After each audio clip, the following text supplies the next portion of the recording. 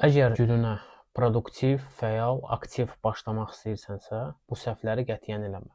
İlk öncə səhər-səhər yuxudan durandan sonra əl-üzümüzü yuyuruq və dərhal səhər yeməyimizi yeyirik və razminka bir də idmanla məşğul oluruq. Bir 10-15 dəqiqə. Və telefonu əlimizə götürmürük. Sosial şəbəkələrə girmirik, reelslara və shortslara baxmırıq.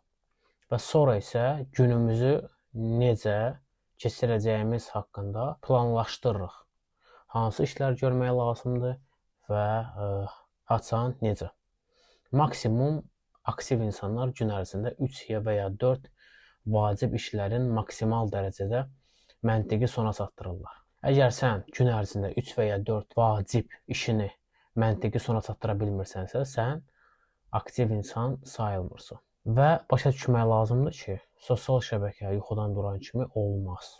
Telefonu əlinə götürmək olmaz.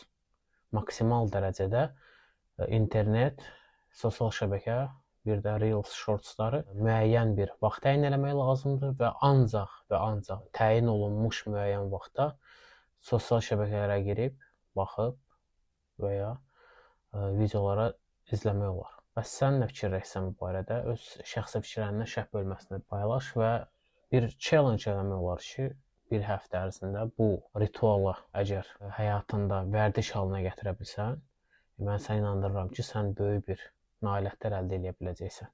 Çünki böyük bir nailiyyətlər lazımlı vərdişləri insan həyatına tətbiq eləyəndən sonra yavaş-yavaş, etap-etap baş verir.